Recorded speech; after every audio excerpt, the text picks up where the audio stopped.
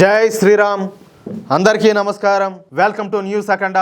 నేను మీ కస్తూరి శ్రీధర్. మిత్రులారా, ఉత్తరప్రదేశ్ రాష్ట్రంలోని గజియాబాద్లో 17 సంవత్సరాల హిందూ యువకుడైనటువంటి సూర్యప్రతాప్ చౌహాన్ దారుణంగా హత్యకు గురైన సంగతి మీకు అందరికి కూడా తెలిసిందే. బక్రీద్ రోజున జరిగినటువంటి ఈ ఘోరమైన హత్య దేశవ్యాప్తంగా చెప్పాలంటే పెద్ద సంచలనమే సృష్టించింది. చనిపోయినటువంటి సూర్యప్రతాప్ ఈ కేసులో ప్రధాన నిందితుడైనటువంటి అసదు, అలాగే అతని స్నేహితులు ఫర్హాను, అతీఫ్ చాలా కాలంగా మంచి స్నేహితులంట. అంటే మంచి స్నేహితులు అంటే అంతే. అయితే కొద్ది రోజుల క్రితం వీళ్లకు బైక్ రైడింగ్ విషయంలో ఏదో ఒక చిన్న గొడవ ఏదో జరిగినట్టు తెలుస్తుంది. ఈ బైక్ వివాదం గురించి ఈ అసద్ అనేవాడు వాళ్ళ నాయనైనటువంటి అంటే వాడి తండ్రి అయినటువంటి నవాబుకు చెప్తే సూర్యప్రతాప్కు ఎలాగైనా బుద్ధి చెప్పాలని చెప్పేసి ఈ నవాబ్ అనేవాడు కొడుకునైతే రెచ్చగొట్టాడు.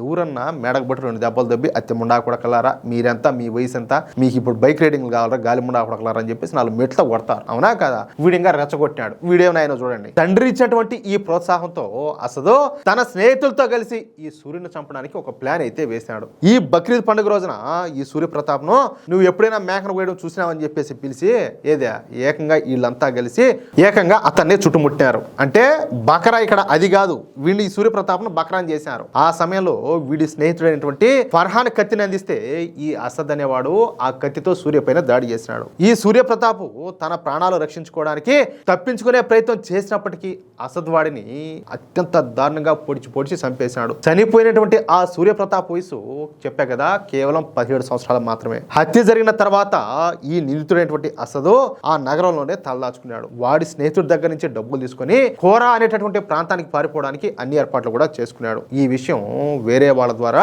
పోలీసులకైతే తెలిసిపోయింది. దాంతో గజియాబాద్ పోలీసులు ఈ కోరా ప్రాంతంలో నిఘా పెట్టగా ఈ అసద్ అనేవాడు ఇంకొక వ్యక్తితో కలిసి మోటార్ సైకిల్ పైన వస్తా కనిపించాడు. పోలీసులు వాడిని అడ్డుకోవడానికి ప్రయత్నం చేస్తే ఈ అసద్ అనేవాడు పోలీసుల పైన నాటు తుపాకీతో కాల్పులు జరిపినాడంట. ఒక జిహాదీగాడు పోస్ట్ పెట్టాడు, చూసా నేను. అంటే వాడు పెట్టే పోస్ట్ ఏంటంటే సూర్యప్రతాప్ను మాత్రం కత్తితో పొడిచాడా, పోలీసులను మాత్రం కాదులే మరి తుపాకీతో కాల్చాడని చెప్పేసి వాడు అదొక వెటకారంగా, అంటే పోలీసులు ఏదో దీన్ని కేసును తప్పుదారి పట్టించారు, ఈ ఎన్కౌంటర్ ఏదో దీన్ని ఏదో మసిబూసి మారిడికాయం చేసేదానికి అన్నట్టు పోస్ట్ పెట్టాడు. ఇక్కడ విషయం ఏంటంటే వీళ్ళంతా కూడా జిహాదీ ముండా కొడుకులు. 17 సంవత్సరాల కొడుకు మర్డర్ చేయాలని చెప్పేసి వాడు కనిపించడం, వాళ్ళ ఆయన వీడిని ఎంకరేజ్ చేయడం అని అంటే ఏందనుకుంటారు? అంటే వీడికి గ్యాప్ లో ఒక నాటు తుపాకీ తెచ్చిచ్చేవాడు ఇవిడు ఉండిపోయింటాడా ఈ జిహాదీ జాతిలా ఏమంటారా?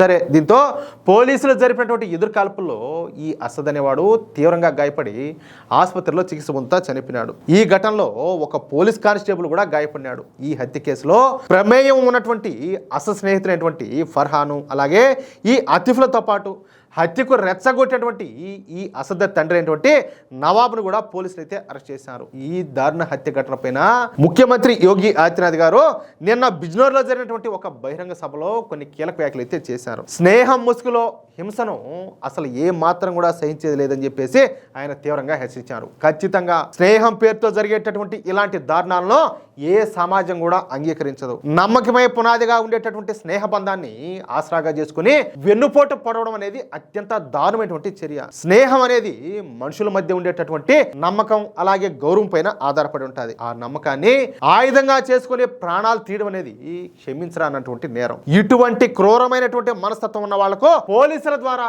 కఠినమైనటువంటి శిక్ష పడాల్సిందేనని చెప్పేసి మన యోగి ఆదిత్యనాథ్ గారు ఖరాఖండిగా చెప్పేశారు. ఆయన ఇంకా మాట్లాడతా చిన్న చిన్న విషయాలకే యువతంతా కూడా ఆవేశానికి లోనవుతున్నారు. సహనం కోల్పోయి సొంత స్నేహితులపైనే దాడులకు దిగడం చెప్పాలంటే ఆందోళన కలిగించేటటువంటి విషయం. భావోద్వేగాలను అదుపులో ఉంచుకోవడం పైన యువతకు మరింత అవగాహన పెంచాల్సినటువంటి అవసరం అయితే ఉండాలి. కానీ సొంత తల్లిదండ్రులే యువతను రెచ్చగొడతా ఉంటే మేము ఎట్టి పరిస్థితులు కూడా చూస్తూ కూర్చోలేము. పిల్లల ప్రవర్తనను, వాళ్ళ స్నేహితుల యొక్క గుణగణాలను తల్లిదండ్రులు అనేవాళ్ళు ఎప్పటికప్పుడు గమనిస్తానే ఉండాలి. తప్పుడు మార్గంలో వెళ్తా ఉన్నప్పుడు మందలించకపోతే అది సమాజానికి పెద్ద ముప్పుగా మారుతుందని చెప్పేసి ఆయన అయితే హెచ్చరించారు. ఉత్తరప్రదేశ్ ప్రభుత్వం ఈ కేసులో చాలా వేగంగా స్పందించి నిందితులపైన కఠిన చర్యలు తీసుకోవడం ద్వారా సమాజానికి ఒక బలమైనటువంటి సందేశాన్ని అయితే పంపించింది. చట్టాన్ని చేతుల్లోకి తీసుకుంటే ఎలాంటి పరిణామాలు ఉంటాయో ఈ ఘటన అంతా కూడా స్పష్టం చేస్తుంది. మన ముందు రాక్షస శక్తులు వచ్చి నిలబడినప్పుడు మనకు ఆయుధాలు పట్టడం తప్ప మరో మార్గం అయితే ఉండదు. అంటే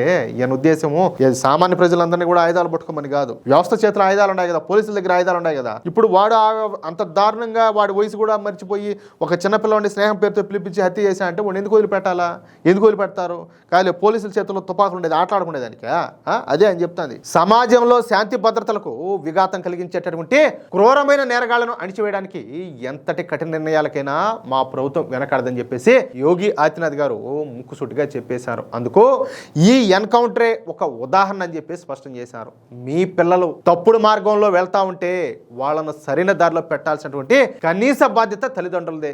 మీ పిల్లలను మీరే అదుపు చేసుకోండి అని చెప్పేసి స్పష్టంగా చెప్పినాడు. తర్వాత మీ ఇష్టం అన్నట్టుగా సమయం దాటిపోయాక పోలీసులు యాక్షన్ మొదలు పెడితే ఆ శిక్షను మీ రాబోయే కొన్ని తరాల పాటు గుర్తుపెట్టుకోవాల్సి వస్తుందంటూ నిందితుల కుటుంబాలకు అత్యంత ఘాటిన హెచ్చరిక అయితే జారీ చేశారు. ఊళ్ళు దగ్గర పెట్టుకొని జాగ్రత్తగా ఉండండి, మీ పిల్లలను జాగ్రత్తగా చూసుకోండి, వాళ్ళు ఎవరితో స్నేహం చేస్తారో, ఎట్లా పోతారో, ఎట్లా వస్తారో ప్రతి ఒక్కటి కూడా చూసుకుంటా ఉండాలి. తేడా వచ్చిందంటే, ఏదైనా జరిగిందంటే కొన్ని తరాల పాటు గుర్తుపెట్టుకుంటారని చెప్పేసి ఒక నెక్స్ట్ లెవెల్ వార్నింగ్ అయితే ఇచ్చాడు. ఉత్తరప్రదేశ్ ప్రభుత్వం ఎల్లప్పుడూ కూడా చట్టాన్ని గౌరవించేటటువంటి సాధారణ పౌరుల పక్షాన నిలబడుతుంది. చట్టాన్ని చేతుల్లోకి తీసుకుని అరాచకాలు సృష్టించే శక్తులకు, రౌడీ మూకలకు, అలాగే అసాంఘిక శక్తులకు తమ కర్మఫలాన్ని అనుభవించేటటువంటి రోజులు దగ్గర పడ్డాయని చెప్పేసి ఆయన అయితే హెచ్చరించారు. ఇలాంటి దారుణాలు జరుగుతూ ఉన్నప్పుడు సమాజంలో కొంతమందిలో మానవత్వం స్పందన కరువడం పట్ల సీఎం యోగి విచారం అయితే వ్యక్తం చేశారు. ఎందుకంటే ఆ అబ్బాయిని చంపుతా ఉంటే కనీసం ఆ చుట్టుపక్కల ఎవరు కూడా పోయి అడ్డం తీసే ప్రయత్నం కూడా చేయలే. స్నేహం పేరిట జరిగేటటువంటి ఈ ద్రోహాలను సమాజం కూడా ఏకతాటిపైకి వచ్చి ఖండించాల్సినటువంటి అవసరం అయితే ఉండాలి. అంతేకాకుండా యూపీలో ప్రతి ఒక్కరు కూడా చట్టానికి లోబడి ఉండాల్సిందేనని, చట్టాన్ని చేతుల్లోకి తీసుకుంటే పరిణామాలు తీవ్రంగా ఉంటాయని చెప్పేసి సీఎం యోగి గారు చెప్పాలంటే చాలా సూటిగా ప్రతి ఒక్కరికి ఏ విధంగా చెప్పాలో ఆ విధంగా అయితే చెప్పినారు. రాక్షస శక్తులను అణిచివేసేందుకు ఆయుధాలు పట్టక తప్పదని, బాధితులకు తక్షణ న్యాయం అందించే విషయంలో తమ ప్రభుత్వం ఎట్టి పరిస్థితుల్లో కూడా వెనకడుగు వేయదని చెప్పేసి ఆయన అయితే భరోసా ఇచ్చారు. మొత్తం మీద యోగి ఆదిత్యనాథ్ గారు ఈ శక్తులకు నేరుగా కఠినమైనటువంటి వార్నింగ్ అయితే ఇచ్చారు. అది యోగిజీ అంటే. ఎట్లా న్యూస్ మిత్రులారా, ఈ న్యూస్ కనుక మీకు నచ్చినట్లయితే ఖచ్చితంగా ఈ వీడియోని లైక్ చేసి మీ మిత్రులకు, అలాగే మీరు ఉన్నటువంటి వాట్సాప్ గ్రూపులోను తప్పనిసరిగా షేర్ చేయండి. అలాగే ఈ వీడియో పైన మీ యొక్క అమూల్యమైనటువంటి అభిప్రాయాలను తప్పనిసరిగా కామెంట్ రూపంలో తెలియజేయండి. అలాగే ఇంతవరకు మీరు కనుక మన ఛానల్ను సబ్స్క్రైబ్ చేసుకున్నట్లయితే ప్రతి ఒక్కరూ కూడా మన ఛానల్ను సబ్స్క్రైబ్ చేసుకోండి, సపోర్ట్ చేయండి ప్లీజ్. జై శ్రీరామ్, జై హింద్, భారత్ మాతా కీ జై.